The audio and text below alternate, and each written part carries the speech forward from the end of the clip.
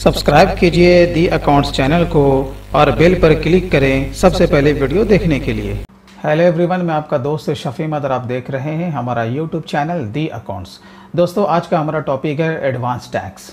Advance tax क्या है, क्यों है, किसके लिए है, ये कब लागू होता है, प्लस इसका ड्यू डेट क्या है, इसका परसेंटेज क्या है, प्लस इससे रिलेटेड जो वाउचर एंट्री हमें करनी है वो टैली में, यानी कि एडजस्टमेंट एंट्री हमें किस तरीके से करनी है और इसे हमें किस तरीके से क्लोज करना है, ये सब कुछ मैं आज आपको इस वीडियो में बताने वाला हूँ।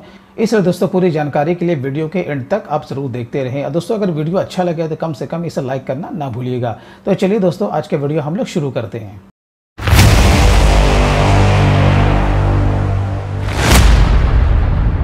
तो चलिए दोस्तों, सबसे पहले हम लोग समझते हैं कि एडवांस टैक्स क्या है।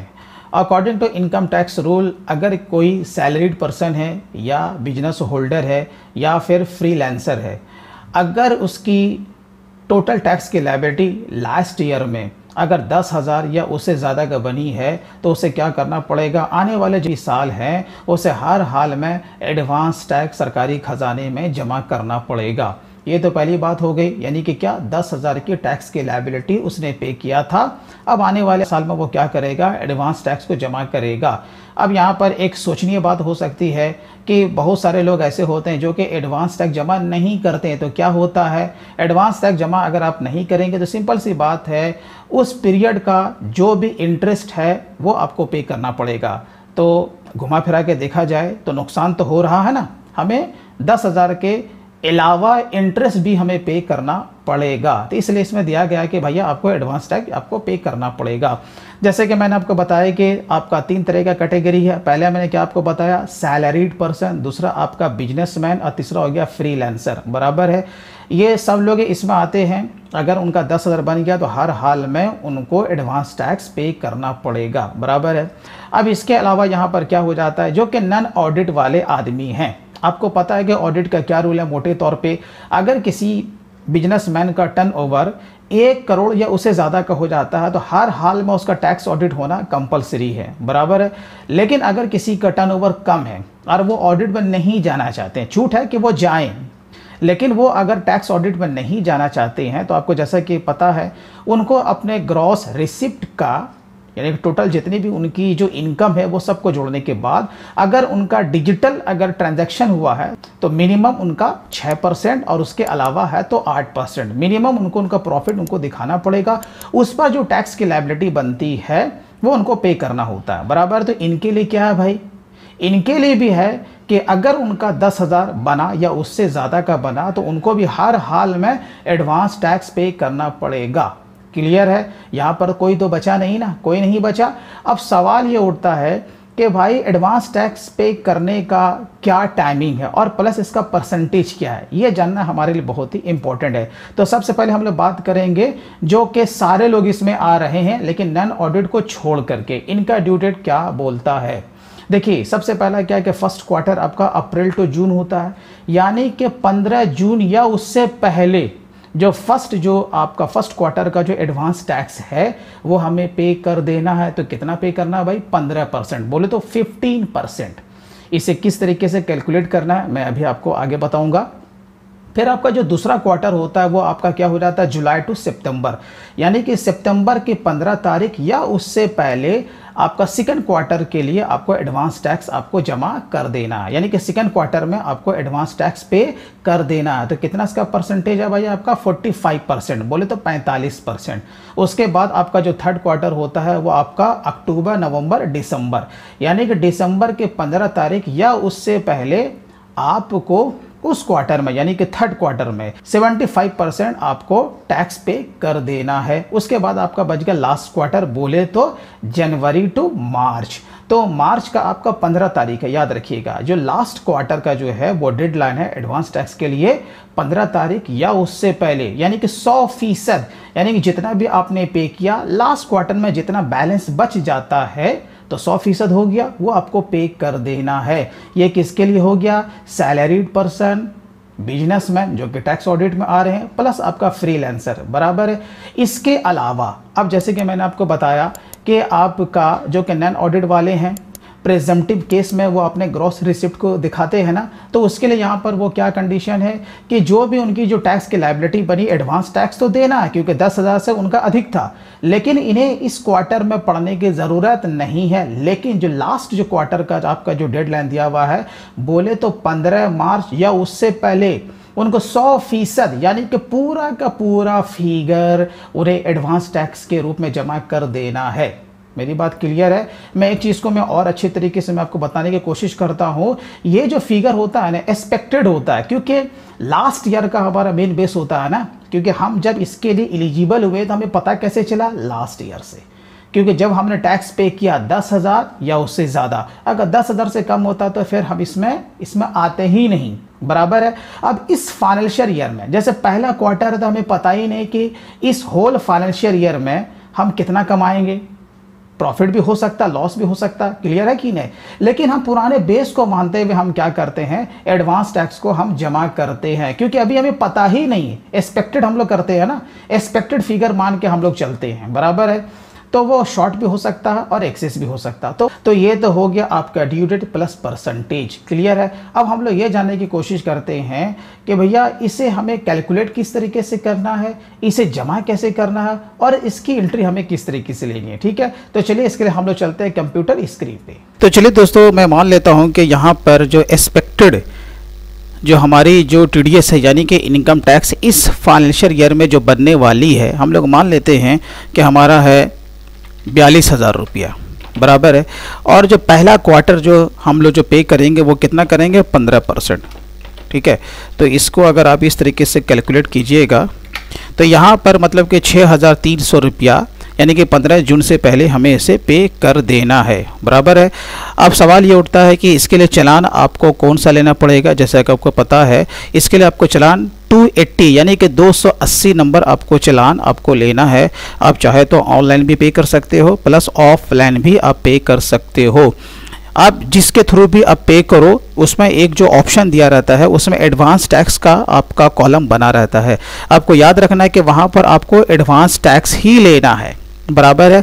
और जो भी आपका फाइनेंशियल ईयर के लिए आप दे रहे हो यानी कि करंट आपका फाइनेंशियल ईयर है वो आपको वहां पर से सेलेक्ट कर लेना, प्लस आपका असेसमेंट ईयर। बहुत ही इजी है। तो चलिए, मैं बात कर रहा था कि सबसे पहला जो आपका जो फिगर आ रहा है वो आपका कितना आ रहा है? 6,300। अगर हम टोटल टैक्स की लायबिलिटी 42,000 मानते हैं तो, बराबर है। चलिए, अब है यहाँ पर हमारा 45% दूसरे क्वार्टर में।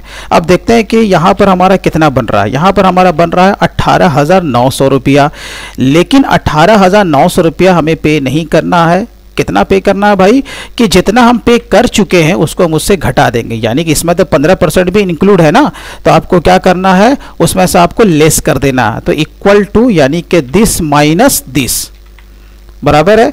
इसका माने कि 12,600 रुपया ही हमें टैक्स पे करना है। यानी कि पहला ये आपका हो गया, मैं इसे बोल्ड कर देता हूँ, और दूसरा आपका ये हो गया, क्लियर है। चलिए, उसके बाद जो आपका तीसरा कितना है? 75% है। बहुत इजी है। अब यहाँ पर इसी तरीके से आपको क्या करना, इक्वल टू दे करके इस वाले सेल को उस वाले सेल से आपको मल्टीप्लाई कर देना है। एक्सेल आप थोड़ा बहुत भी हल्का जानते हैं तो ये आप कैलकुलेशन आराम से कर सकते हो। अब देखो, तीसरे क्वार्टर में आपको 31,500 रुपया आपको टैक्स पे करना पड़ेगा, लेकिन इसमें आपका 45% तो इंक्लूड है कि नहीं, तो आपको क्या करना है, उसमें से घटा देना। तो equal to this minus this, 18,900 रुपये, ये बोले तो 45% आपको उससे लेस कर देना है। तो आपको कितना पे करना है? आपको थर्ड क्वार्टर में 12,600 रुपये, क्लियर है। अब सवाल ये होता है कि लास्ट क्वार्टर में आप क्या करोगे, क्योंकि आप जानते हो कि जो भी कंपनी, ठीक है, जो कि टैक्स ऑडिट में आती है उसका तो ऑडिट तो बाद में होता है ना भाई। मार्च क्लोजिंग तो हो गया, अप्रैल टू मार्च वो फाइनेंशियल ईयर क्लोज हो गया, लेकिन जब रिटर्न फाइल जो होता है वो कब होता है? ड्यू डेट के मुताबिक सितंबर, अक्टूबर, नवंबर। कभी कभी आपका ड्यू डेट बढ़ भी जाता है, जैसे कि अभी आपका कोरोना काल चल रहा है तो आपका ड्यू डेट एक्सटेंड कर जाता है, बराबर है। लेकिन पेमेंट तो आपको 100% मार्च से पहले ही करना है ना, लेकिन आपको पता भी नहीं है, क्योंकि तीसरे क्वार्टर तक तो हमें पता नहीं रहता है कि भाई हम कितना कमाने वाले हैं, बराबर है कि नहीं। तो चलिए, लेकिन आपको 100% आपको जमा करना तो है जब आपकी लायबिलिटी बनती है। तो अब यहां पर आ जाते हैं 100%। देखिए, अब यहाँ पर जब 100% होगा तो कितना होगा भाई, 42,000 रुपया। लेकिन क्या हमें 42,000 रुपया पे करना है? तो नहीं, सीधी सी बात। अब आप जान चुके होंगे आपको क्या करना है कि इसमें से आपको 75% को लेस कर देना, इक्वल टू 100% माइनस 75%। ठीक है, कितना निकला? 10,500 बराबर है। अब जब आप टोटल को जब आप कैलकुलेट करोगे, अब जैसे कि देखो मैं इसे जब टोटल को मैं कैलकुलेट करता हूं तभी टोटल कितना आ रहा है? 35,700, क्योंकि अभी हमने इसमें ये जो पहला क्वार्टर है हमने उसमें जोड़ा ही नहीं है ना। तो हम क्या करेंगे, इसको प्लस करेंगे और यहाँ पर इसे सेलेक्ट करेंगे तो यहाँ पर निकल गया कि हाँ भाई हमारा 42,000 रुपया जो कि हमने एक्सपेक्टेड हमने माना था। ठीक है ना। अब यहाँ पर देखिए बहुत सारे जो माहिर लोग जो होते हैं, जो कि कंपनी जो टैक्स ऑडिट में आती, बड़ी बड़ी जो फर्म जो होती है वहाँ पर उसे वो निकाल भी लेते हैं, बराबर है। लेकिन मैं आपको एक मोटा सा एक कैलकुलेशन करके बता रहा हूँ, अगर इसमें कितनों भी ऊपर नीचे हो जाए ये बात तो तय है, एडवांस टैक्स पे करने से आपको फ़ायदा ही होगा, भले वो फिगर आपका शॉर्ट ही ज़्यादा क्यों ना हो जाए। जैसे मैंने आपसे पहले कहा था ना भैया, जो इंटरेस्ट पे करना होगा ना वो बैलेंस फिगर पे, तो आपको टेंशन नहीं लेना। ठीक है, आपको बस क्या करना है, लास्ट ईयर में जितना बना था इस साल भी अगर आपका लेन देन उतना ही है तो उतना ही आप एडवांस टैक्स पे कर दो, बाकी अगर कुछ अगर बच जाता है तो उतना पे कर देना। ठीक है, ज़्यादा टेंशन नहीं लेना। देखिए अब सीधी सी बात है, 42,000 तो हमने पे कर दिया, क्लियर है। चलिए अब यहाँ पर जैसे मान लो जब हमारा टैक्स ऑडिट हुआ उसके बाद ये हुआ कि भैया हमारा कितना बन गया, 45,600 बन गया, बढ़ गया ना। तो सीधी सी बात है, हमने 42,000 तो पहले पे कर दिया ना। अब यहाँ पे जो बैलेंस फिगर बचेगा सिर्फ हमें उसी पर इंटरेस्ट थोड़ा बहुत पे करना पड़ेगा, क्लियर है।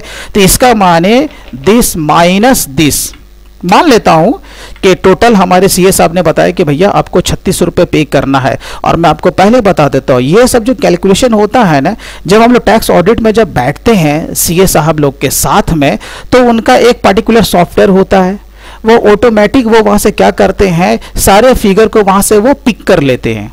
ठीक है ना, वो ऑटो पॉपुलेट होकर के उनको सारा फिगर उनको वो सॉफ्टवेयर में दिख जाता है। तो वहां पर भी आपको फिगर पता चल जाएगा, हाँ भैया बैलेंस फिगर आपको ये वाला पे करना है, बोले तो 36 रुपया विथ इंटरेस्ट, क्लियर है।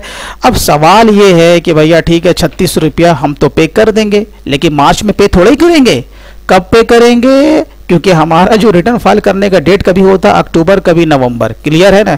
इसका माने हम जब भी पे करेंगे नेक्स्ट फाइनेंशियल ईयर में, इसका माने ये तो खड़ा रहेगा ना हमारे बैलेंस शीट के लायबिलिटीज में।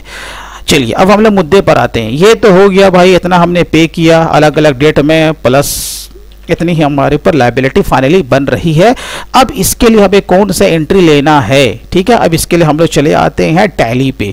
एंट्री किसी भी सॉफ्टवेयर पे कर सकते हैं, आपको डेबिट एंड क्रेडिट ही सीखना है ना भाई, कोई भी सॉफ्टवेयर हो। तो मैं टैली का सहारा ले रहा हूँ, चलिए वो भी टैली 9 का मैं सहारा ले रहा हूँ। किस तारीख में आपने टैक्स को पे किया, जैसे ये पहला आपने 6,300 पे किया, मैं मान लेता हूँ 15 जून को ही पे किया, तो मैं आ जाता हूँ अकाउंटिंग वॉचर में और डेट ले लेता हूँ 15 जून, ठीक है। अब यहां पर आपको क्या करना है, आपको लेजर कौन सा बनाना, ये देखिए मैंने यहां पर एडवांस टैक्स करके एक लेजर हमने यहां पर बना के रखा, आपको यहां पे स्क्रीन पर दिख रहा होगा एडवांस टैक्स, क्लियर है। तो एडवांस टैक्स आप जब बनाइएगा ना तो इसका ग्रुप आपको क्या ले लेना है, करंट एसेट्स, क्योंकि एडवांस टैक्स जो हम जो पे करते हैं ना ये कंपनी का क्या होता है, करंट एसेट्स होता है। क्योंकि ज़्यादा अगर पे कर देंगे तो उल्टा हमारा ही पैसा इनकम टैक्स के डिपार्टमेंट में निकलेगा, तो हम क्या करेंगे, रिफंड का क्लेम कर लेंगे, तो वो पैसा क्या होगा, रिवर्स होके हमारे खाते में जमा हो जाएगा, क्लियर है। ठीक है, चलिए तो आपको ग्रुप क्या करना है, करंट एसेट्स, वेरी सिंपल। अब आपको क्या करना, बस सीधी सी बात, अरे बाबा हमने यहाँ पर 6,300 रुपये पे किया, अब कैसे पे किया, बैंक के थ्रू। आप ऑनलाइन जाओ या ऑफलाइन जाओ, चालान नंबर 280 ही लेना है और उसमें कौन सा आपको कैटेगरी लेना है, एडवांस टैक्स, और फाइनेंशियल आपको सही सही उसमें सेलेक्ट करना है, क्लियर है। चलिए बाकी जो भी आपका नरेशन है वो डाल दीजिएगा। चलिए इसी तरीके से हम लोग आ जाते हैं 10 सितंबर मान लेते हैं। चलिए हमने दूसरा 12,600 रुपये पे किया है, तो हम 12,600 रुपये पे कर देते हैं। हाँ मैं जल्दी जल्दी कर रहा हूँ। उसके बाद आपका अगेन आपका कितना है, 12,600 रुपया निकला है, बराबर है। तो मैं इसे पकड़ लेता हूँ 14 दिसंबर। चलिए 12,600 रुपया है, और उसके बाद लास्ट आपने 15 मार्च को ही पे किया। कितना पे किया रे बाबा? 10,500, यही है ना। तो टोटल हमारा कितना हो गया? 42,000 रुपया, बराबर है। अब हम लोग आ जाते हैं बैलेंस शीट में, अल्ट F1। देखो यहाँ पर आपको 42,000 रुपया आपको यहाँ करंट एसेट्स के तौर पे यहाँ पे दिख रहा है ना, ठीक है। तो वेरी इजी। अब आपको क्या करना है कि ये तो 42,200 रुपया हमने एडवांस टैक्स हमने पे कर दिया। अब यहाँ पर जब इस शीट को देखोगे तो यहाँ पे जो टोटल जो उस फाइनेंशियल में टैक्स की लायबिलिटी बनती है वो 45,600। क्लियर है। अब आपको क्या करना पड़ेगा? इसके लिए एक आपको प्रोविज़न की एंट्री लेनी पड़ेगी। अब इसके लिए अगेन मैं आ जाता हूँ अकाउंटिंग वाचर, एक 31 मार्च को आपको ये एंट्री लेना। कहाँ लेना भाई? जर्नल में लेना, बराबर है। अब आपको क्या करना है? एक आप टीडीएस या फिर इनकम टैक्स करके आप लेजर बना लो, ठीक है। मैंने यहाँ पर इनकम टैक्स करके एक लेजर पहले से बना के रखा। क्लियर है। मैं बता देता हूँ कि आपको इसका ग्रुप क्या रखना है, कैपिटल अकाउंट ही रखना है। अब आप सोच रहे हो कि भैया कैपिटल अकाउंट क्यों? क्योंकि ये डायरेक्टली क्या होगा ना, ये कैपिटल से लेस हो जाएगा, ठीक है। चलिए अब देखिए कितने का हमें प्रोविजन करना हुआ? 45,600। ये बन रहा है फाइनली उस फाइनेंशियल ईयर की टैक्स लायबिलिटी। और आपको यहाँ पर एक नया लेजर बनाना जिसका नाम क्या रहेगा? Provision for tax. अब इसका ग्रुप आपको क्या करना है? देखिए प्रोविजन यहाँ पे दिया हुआ ऑलरेडी, आपको टेंशन नहीं लेना, ये ग्रुप आपका ऑलरेडी टैली में दिया हुआ है। अगर प्रोविजन नहीं भी लेते हैं तो करंट लायबिलिटी भी कर सकते हैं, क्योंकि करंट लायबिलिटी आपका प्राइमरी है और आपका प्रोविजन क्या है? सेकेंडरी है। आपको टेंशन नहीं लेना, ठीक है। चलिए तो ये भी हमारा काम हो गया। अब आपको यहाँ पर नरेशन आपको डाल देना है। इसका माने ये तो हमारा काम हो गया। अब इसे पूरा क्लोज करने से पहले आइए हम लोग अगेन चलते हैं बैलेंस शीट पे, अल्ट F1। अब यहाँ पर देखिए 45,600 रुपया हमारा लेस तो हो गया ना। यहाँ पर तो हमारा रिपोर्ट तो बिल्कुल सही आपका जनरेट हो रहा है ना, हो रहा है ना। प्लस वही 45,600 रुपया आपका प्रोविजन भी दिख रहा है और यहाँ पर आपका एडवांस टैक्स भी आपका दिख रहा है। अब इस सबको हमें क्या करना है? एडजस्टमेंट एंट्री के थ्रू जो लायबिलिटी है वो 3600 रुपये ही लाना। बस जस्ट उल्टा करो ना, जिसको डेबिट किया था उसको क्रेडिट और जिसको क्रेडिट किया था उसको डेबिट। आपको मॉडर्न अप्रोच याद है ना? बस मॉडर्न अप्रोच को पकड़िए और यहाँ पर उस रूल को अप्लाई कीजिए। मॉडर्न अप्रोच पर बहुत सारा वीडियो आपको मिलेगा, मैंने भी वीडियो अपलोड किया है। अगर आपको और भी वॉचर एंट्री को अच्छी तरीके से समझना है तो वो वीडियो आप ज़रूर देखिए। हम लोग अगेन आ जाते हैं अकाउंटिंग वॉचर के जर्नल वॉचर में। अब आपको क्या करना है? सीधी सी बात है, सबसे पहले आपने टैक्स का प्रोविज़न किया था ना, तो हम पहले उसी लेजर को लेंगे। क्या लेंगे? प्रोविज़न फॉर टैक्स लेंगे। कितना लेंगे? 45,600। तो देखिए ये यहाँ पर आपका ज़ीरो हो गया, आपको स्क्रीन पर दिख रहा होगा। क्लियर है? अच्छा, उसके बाद आपको क्रेडिट क्या करना है? एडवांस टैक्स, क्योंकि हमने जब पे किया था उसे डेबिट किया था। अब आपको क्या करना है? एडजस्ट करना है ना उसी फिगर से, तो उसको रिवर्स करो। तो हम लोग एडवांस टैक्स को क्रेडिट करेंगे। अब आपको पता है कि हमने कितना पे किया था? कितना पे किया था? 42,000। चलिए यहाँ पर ले लीजिए, बराबर है। अब आपको क्या करना है? यहाँ पर एक लेजर आपको बना लेना है। अब जो भी करके बनेगी, मैंने यहाँ पर बनाया है इनकम टैक्स पेबल करके। देखिए इनकम टैक्स पेबल करके मैंने बनाया है। आपको जो नाम सूट करे, जिस नाम से आपको प्रेम हो 2 अक्षर में, वो आप यहाँ पर ले सकते हैं। अब देखिए यहाँ पर ग्रुप मैंने क्या किया? वही सिंपल करंट लायबिलिटी। क्या लेना है? करंट लायबिलिटी, क्योंकि इसका पेमेंट हम कब करेंगे? नेक्स्ट फाइनेंशियल ईयर में, जब हमारा रिटर्न फाइल होगा भैया तभी ना करेंगे ना। क्लियर है कि नहीं? चलिए तो यहाँ पर तो हमारा काम हो गया। देखिए 3600 रुपया यहाँ पर हम पे लायबिलिटी फाइनली बन रही है।